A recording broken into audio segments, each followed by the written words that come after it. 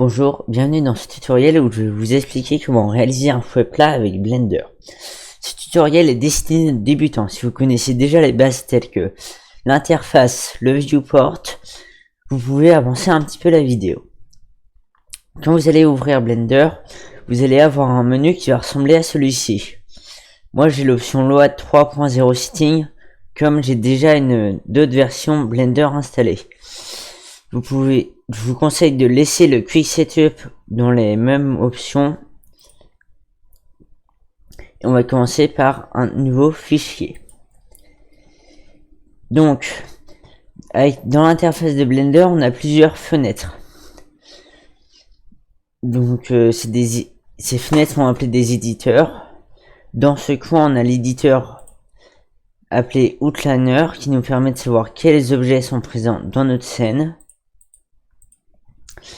En dessous de celui-ci, on a la fenêtre de Property qui nous permet de voir les propriétés de l'objet, d'ajouter des modifieurs ou d'autres choses. On verra ça plus en détail quand on en aura besoin. Ici après, on a la timeline. Cet éditeur est fait pour l'animation, donc pour l'instant on va pas s'en occuper. Et ici, bien sûr, vous avez l'éditeur 3D Viewport qui nous permet de voir en 3D nos objets. Pour naviguer dans le Viewport, il faut appuyer sur le bouton de la molette pour tourner dans la vue. Si vous appuyez sur Maj plus bouton de la molette, vous pourrez vous déplacer. On appelle ça aussi un pan. Et pour zoomer, vous pouvez simplement faire défiler la molette ou appuyer sur CTRL plus bouton de la molette. Durant le tutoriel, je changerai beaucoup entre le mode objet et le mode edit. Là c'est le mode edit avec l'accès aux faces. Là c'est le mode objet où je peux sélectionner mes différents objets en cliquant dessus. Et je peux en sélectionner plusieurs avec Maj.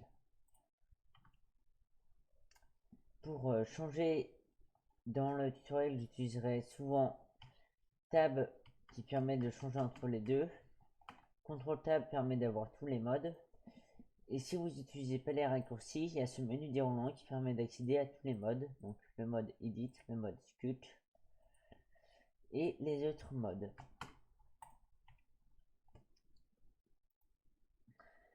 Quand j'ai ouvert Blender, j'avais une option pour le passer en français. Je sais pas si vous avez remarqué, il y a une option de langue. Donc on peut le passer en français en allant dans Interface. Et là on a l'option Translation. Mais je vous conseille de laisser Blender en anglais parce que la plupart des tutoriels vont avoir une interface en anglais. Et même des tutoriels qui sont en français vont garder une interface en anglais parce que je préfère directement utiliser cette interface. Cependant, vous pouvez sélectionner français et cocher seulement Tulip. Comme ça permet que les infobulles soient traduits en français. Comme ceci. Donc pour commencer dans notre scène, on va supprimer la lumière parce qu'on va utiliser d'autres lumières. Pour supprimer, soit on appuie sur Sup, soit sur X, et là il va nous demander une confirmation si on appuie sur X. Je vais ajouter une image. Pour ajouter des objets, on utilise Shift A ou dans ce petit menu objet add et image pour ce qui et donc là elle va automatiquement se mettre à la rotation de mon viewport. Du coup je peux changer sa rotation soit avec la fenêtre propriété et la mettre à 0, soit en dépliant le N panel avec la touche N ou ici. Et là, elle est ici pour la remettre à 0. Pour les outils, si je voulais le faire avec directement dans le viewport, j'ai les différents outils qui sont là. Donc celui de sélection, il y a plusieurs types de sélection disponibles. Celui pour placer le curseur, l'outil move pour déplacer, donc sur les différents axes, et le raccourci c'est G. Ça permet d'être plus rapide que d'utiliser le gizmo. Si vous utilisez les raccourcis, vous allez pas pouvoir voir les flèches pour contraindre sur un certain axe. Vous pouvez directement utiliser les touches du clavier. Par exemple, X pour contraindre sur l'axe X. L'axe X c'est l'axe rouge. L'axe Y c'est le vert. Vous pouvez utiliser la touche Y. Ou Z pour l'axe Z. Celui-là on ne le voit pas mais il est en bleu. On peut le voir si on l'active ici. Z. Et vous pouvez aussi contraindre quand vous utilisez les raccourcis avec la molette. Donc là il va essayer de directement détecter sur quel axe vous voulez contraindre. Et sinon, si vous voulez, par exemple, là je veux le déplacer seulement sur X et Y, pas sur la hauteur. Je peux faire Maj Z et comme ça me permet de le déplacer sur X, Y, mais pas sur Z. C'est le même principe pour la rotation, soit avec le gizmo.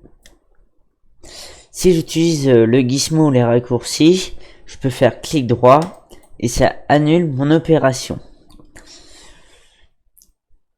Pour la rotation, quand j'utilise le raccourci, si je le fais une fois, j'ai la rotation classique qu'on a vue avec le gizmo. Et si je rappuie une autre fois, on a l'outil appelé trackball qui permet de déplacer autrement, de faire une rotation autrement, pardon. Même chose pour l'outil scale ou S. Notre option de l'outil scale, c'est la scale cage. Donc elle est plus pratique, c'est ici à montrer avec un cube. Du coup elle permet de redimensionner directement en utilisant les points. Et ça permet d'éviter d'utiliser le centre de l'objet.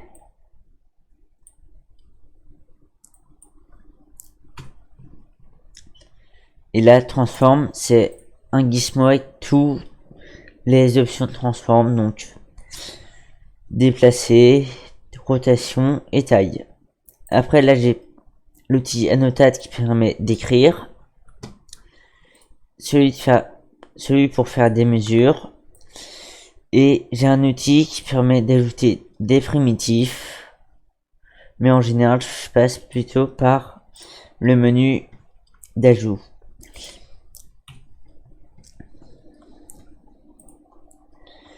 Pour, par exemple, si je veux modifier que dans une des fenêtres, par exemple à la place de l'outliner, afficher mon fouet.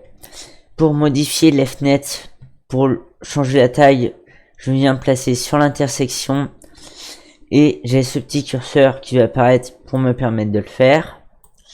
Pareil pour la hauteur, ici. Pour ajouter ou enlever des fenêtres, soit je vais en bas, j'attends que ce pointeur apparaît et je peux en ajouter. Même chose pour retirer. Là, il va me demander de choisir quelle fenêtre je veux enlever. Donc là, ça va pas changer. Comme c'est dans les deux un outliner. Et sinon, je peux aussi utiliser, quand je vois ce pointeur, clic droit et faire un vertical split ou un joint auréa.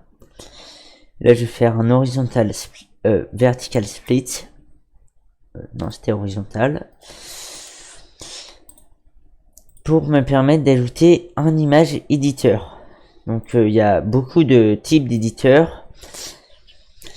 Nous on va avoir que ceux dont on a besoin, mais je ferai peut-être d'autres tutoriels dessus, et il y a beaucoup de tutoriels aussi sur internet qui existent déjà, qui vous expliquent à quoi servent ces différents éditeurs.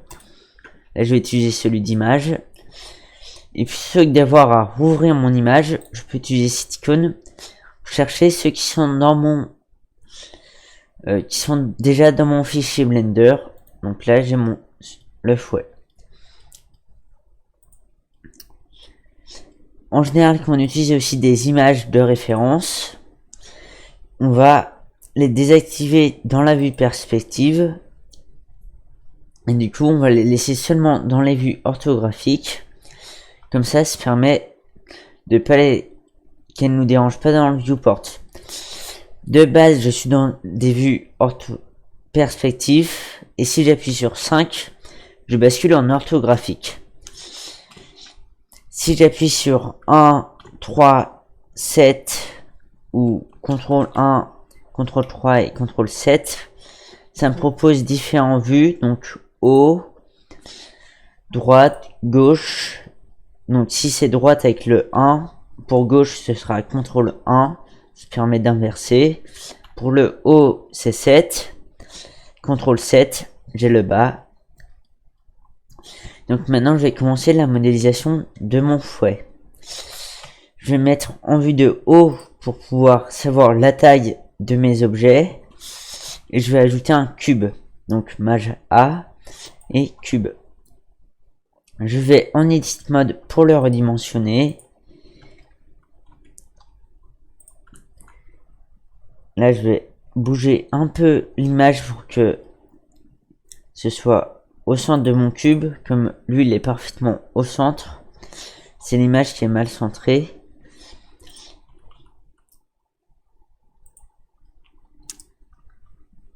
Donc là je vais utiliser Z, S plus Z pour aplatir mon cube.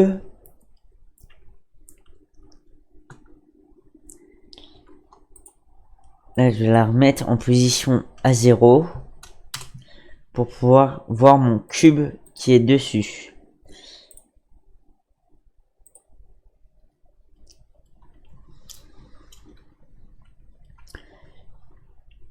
Donc là je vais avec Maj plus Z, je peux changer et basculer en mode Weaver Frame. Avec Z j'ai aussi le Pi menu. Et en fait ces différents modes de vue permettent d'afficher nos objets différemment. Donc là, celui-là c'est le rendu comme le rendu final presque. Celui-là c'est le rendu qui utilise le viewport shading. Donc quand on utilise quand on fait les matériaux souvent, qui utilise le moteur de rendu Eevee. Après on verra les différences un peu plus tard. Là c'est celui de base où on a nos objets sans couleur ou juste celle des matériaux. Et là, c'est le mode Weaver Frame où on voit les arêtes et les points de nos objets. Et de base, quand je passe dans ce mode, X-Ray s'active et comme ça permet de, avec l'outil, un outil de sélection comme le Select Box, de sélectionner à travers l'objet. Je peux aussi le faire en Solid Display en appuyant ici, mais là je vais rester en mode Weaver Frame. Ça permet de mieux voir ma ref.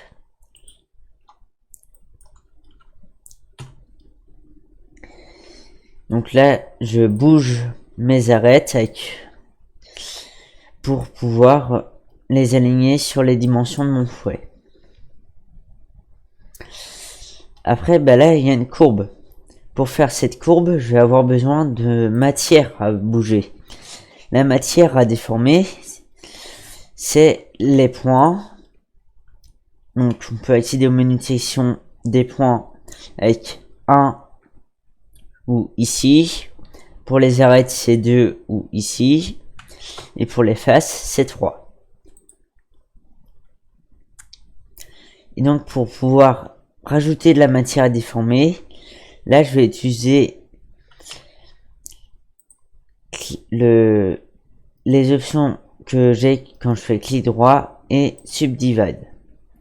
Ça permet d'ajouter des arêtes. Ça subdivise en fait mon mesh, ça le divise en plusieurs faces. Et là, je rebascule en vue de haut et ça me permet d'adapter pour avoir la forme. Donc là, avec double G, je peux déplacer selon mes arêtes. Donc ça évite de contraindre sur un axe, ça se fait directement. Et quand, par exemple, si ici, je monte ces arêtes et je veux déplacer celle-ci tout en les laissant alignées, et ben je peux avec double G, ça s'aligne dans cet axe ou dans celui-ci selon ma direction. Pour annuler CTRL Z ou Edit Undo,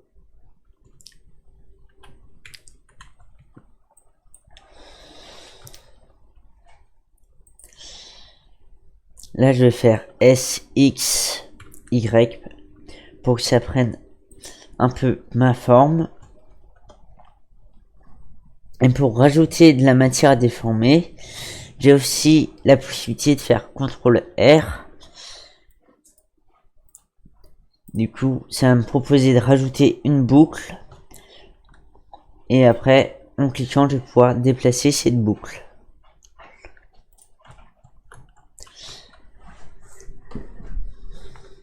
Pour que CTRL R ou Loop Cut, si vous n'utilisez pas le raccourci, marche, vous avez besoin d'un mesh en quad. Ou au moins d'une face en quad où le Loop Cut va pouvoir se faire. Les quads, c'est ce que j'appelle les faces qui sont carrées, en fait, les quadrilatères, parce que ils ont 4 vertices. Donc là, si dans mon overlay, j'active mes statistiques, j'ai bien une face, 4 vertices, c'est un quad. Je peux utiliser mon Loop Cut.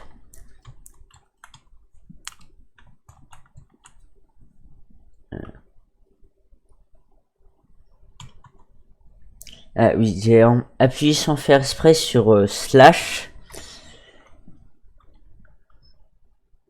Et du coup, slash, il isole l'objet qui est sélectionné du reste des objets. Donc par exemple là, si je vais dans 7 pour avoir ma référence, si j'appuie sur slash, il va isoler mon objet.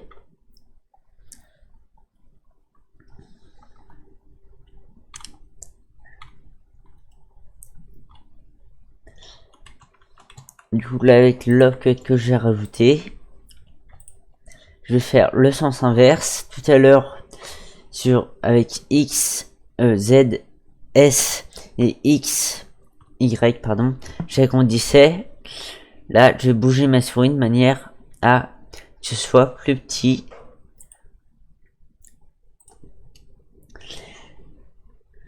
Je vais passer en vue 1. Comme ça, là, je vois l'auteur de mon fouet, du manche. Du coup, là, comme c'est plus large sur Y, je trouve logique que ce soit plus large sur Z. Donc pour ça, en passant bien en Weaver Frame pour voir ce côté et ce côté, je vais changer la taille sur Z avec SZ. Donc légèrement, c'est pas non plus beaucoup. Et là, un peu aussi.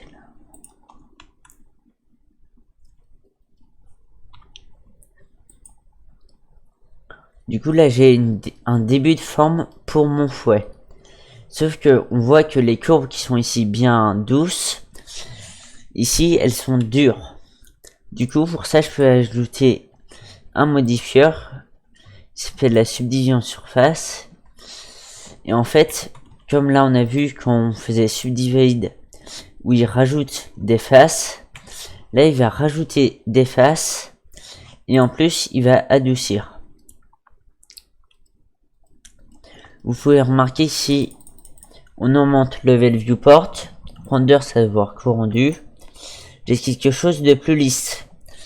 Sauf que le problème, c'est que si je passe en mode Weaver Frame pour voir mon maillage et que j'enlève Optimal Display, on voit que mon maillage est très dense.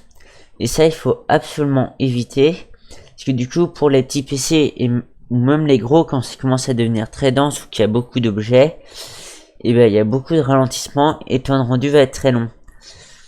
Du coup, je vais laisser à 2. Et on va faire Shade Smooth. Et là, ça va adoucir sans avoir à rajouter plus de faces. Ici, veillez à ce que ce soit bien les mêmes niveaux, sinon vous aurez des surprises au rendu. Et après, quand vous êtes sûr de votre niveau de subdivision, vous pouvez, dans le viewport, réduire pour avoir un viewport plus fluide. Donc là, moi, je vais laisser à 2. Et je vais continuer à modéliser. Donc je repasse en mode edit, je passe en vue locale, je repasse en vue globale avec toujours slash. Et là je vais désactiver ce petit icône pour ne pas voir mon modifieur en edit mode. Parfois j'utilise ça ou ça comme icône pour voir bien l'effet du modifieur en mode edit, sauf qu'en général on préfère les désactiver pour voir notre maillage de base avant qu'il subit le modifieur.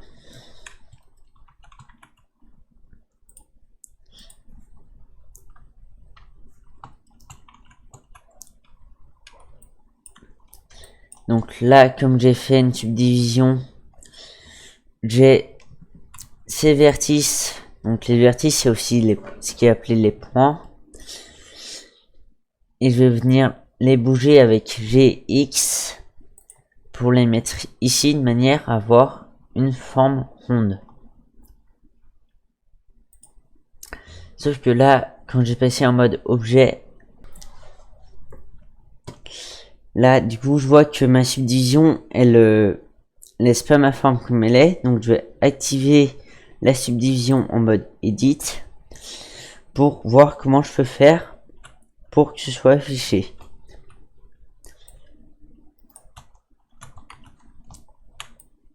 En général, ce qu'on va faire, c'est mettre avec CTRL R une loupe de soutien pour que la subdivision adoucisse moins et garder la forme.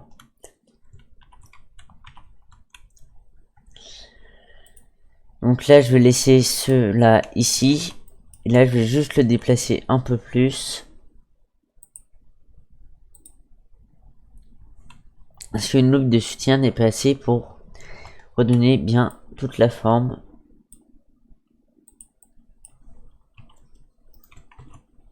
Bien passer en mode Weaver Frame pour déplacer à la fois le premier, le deuxième et le troisième.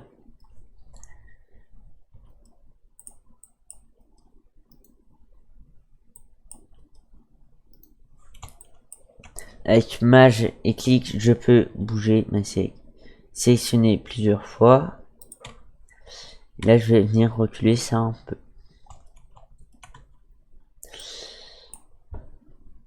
Là, c'est pareil, il est pas assez dur avec la courbe que j'ai. Du coup, là, je pense que je vais plutôt utiliser l'option main crease. C'est main parce que du coup, j'ai plusieurs arrêts de sélectionner, sinon ce serait tout simplement crease. Pour sélectionner plusieurs arrêts, excusez-moi, je peux aussi utiliser at plus clic. Où là, ça sélectionne tout le tour. Mais là, comme le niveau de subdivision est pas assez élevé, si, mais pour pas avoir un truc brut comme ça, mais un peu doux,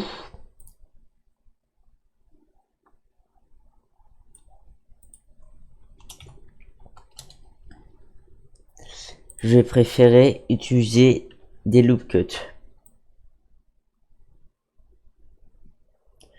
Je vais laisser un peu de crease à 0.4.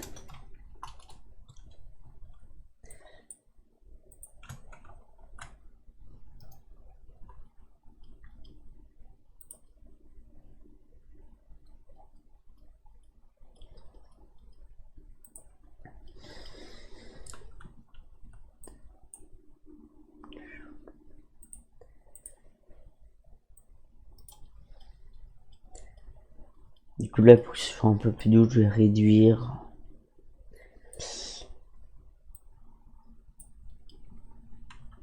Comme ça correspond bien à ce que je veux. Donc là, j'ai la forme globale du manche de fouet. Maintenant, je vais faire ce trou. Donc je vais d'abord faire cette forme, puis après, je ferai le trou. Donc le trou, il va se faire sur ces 4 faces. Et donc pour le faire, je peux utiliser quelque chose qui s'appelle un set face. Je le raccourcis I. Ou cette petite icône. Si vous n'arrivez pas à retenir les raccourcis, ça prend toujours un peu de temps au début.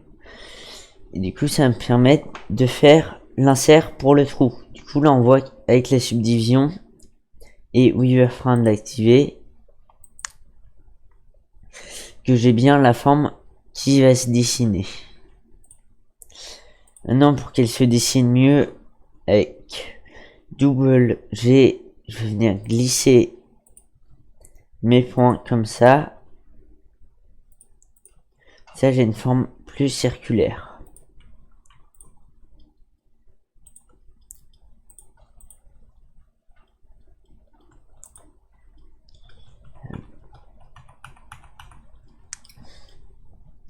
Du coup, là, je fais CTRL Z pour annuler comme j'ai pas sélectionné des deux côtés.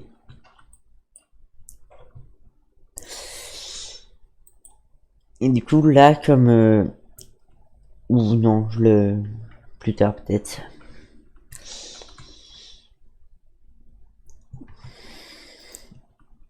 Du coup, je pense bien passer en mode Weaver Frame pour mes sélections. Je vais venir déplacer ça là. Donc là, je le fais plusieurs fois pour pouvoir jouer à la fois sur cet axe et sur celui-ci. Même chose ici.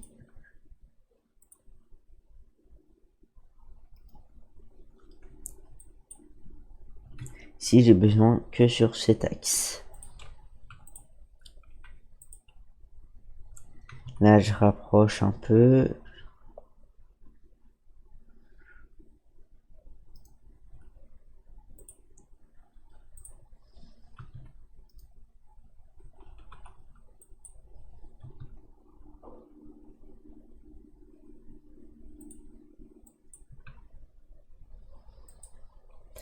Donc là, j'essaye plutôt de suivre le trait orange qui est lié à ma sélection, ce trait noir, comme c'est le résultat de ma subdivision.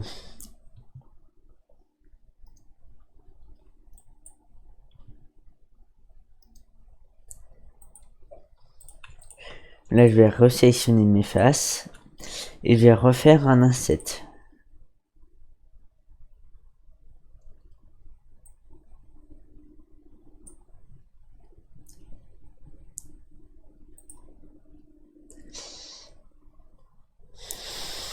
Du coup, là, je repasse en mode Weaver Frame pour faire aussi les adaptations nécessaires.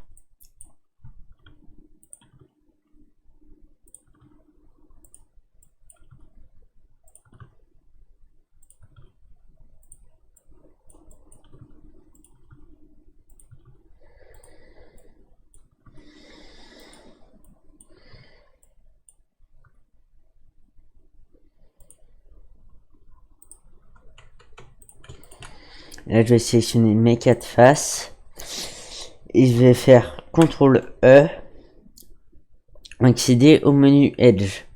Quand je suis en mode de sélection de face, quand je fais clic droit, j'ai le menu des faces. Quand je suis en mode sélection d'arrêt, j'ai le menu des edges.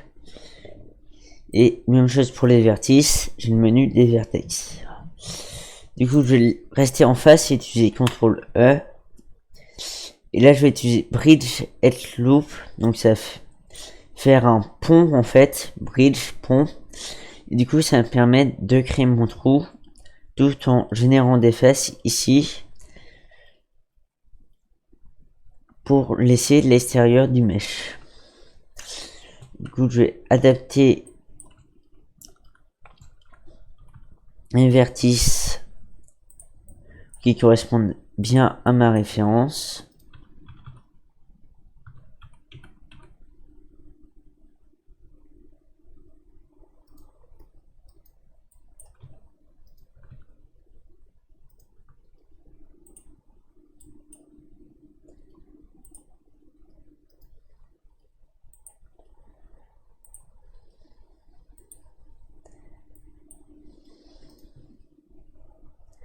Donc là, quand je bouge sans contrainte sur des axes, comme je suis en vue top orthographique, parce que j'ai utilisé 7, c'est la même chose quand j'utilise 3 ou 1. Je peux bouger sans contrainte sur, du coup là comme c'est top, ce sera X et Y, sans risquer de bouger sur Z. Du coup là je le vois bien, sur Z c'est resté à 0.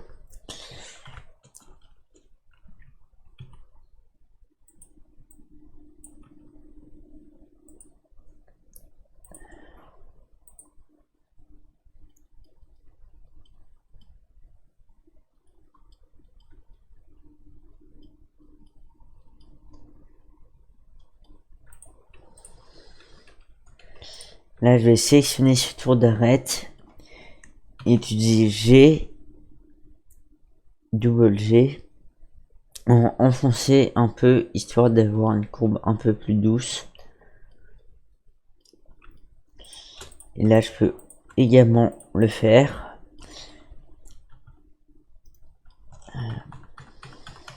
Oui. Là, j'ai sélectionné que le haut, donc c'est quelque chose de symétrique. Ce que je peux faire, c'est sélectionner les deux tours d'arrêt, utiliser l'outil Scale. Du coup là il va pas changer ma taille, comme c'est que sur Z, je le contrains. Mais comme là je suis en centre médiane point, le médiane point pour lui est calculer le centre entre tous mes objets sélectionnés, donc c'est un peu comme la moyenne des positions, le calcul qu'il fait. Et du coup là je vais pouvoir resserrer comme ça. Même chose ici, même méthode.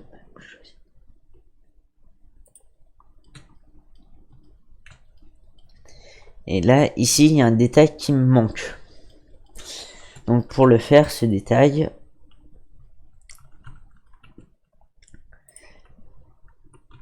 je vais glisser un peu cette arête parce que du coup, elle va me gêner.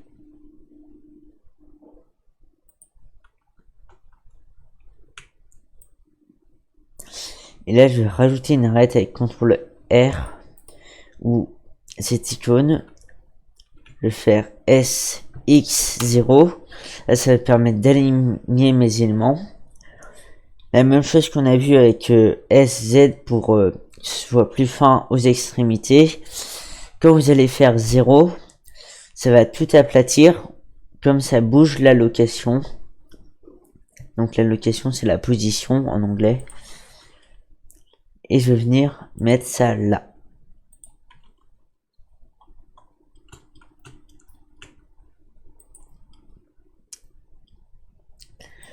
Là, pour donner de l'épaisseur à mon arête, je vais utiliser CTRL B, donc c'est bevel ou biseau en français. Du coup, ça va permettre d'avoir deux traits dans ce contexte d'utilisation. Et avec ces deux traits, je vais pouvoir venir utiliser Alt E et face à longue normale. Si j'aurais utilisé simplement E, c'est possible. Par exemple, si je veux faire une butée que dans cette direction, comme ça, par exemple.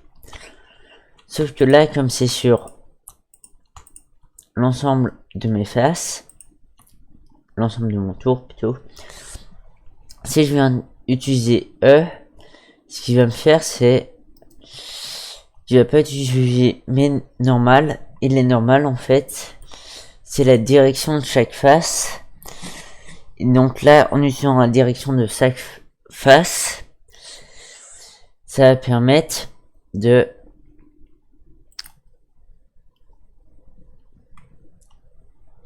d'avoir un résultat comme ça. Donc c'est le shrink flatten. J'aurais aussi pu utiliser cette taille, sauf que ça me permet d'éviter de contraindre. Donc pour utiliser la taille quand je fais un extrude, c'est ES. Du coup là j'aurais dû contraindre sur Maj X.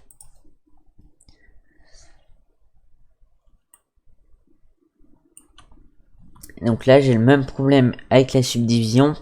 Il adoucit. Donc là je vais utiliser 2 pour sélectionner les arêtes. Hat pour avoir toute ma boucle. Je vais mettre à 0.90 de main crease. Et là je vais rajouter un lob cut comme ceci.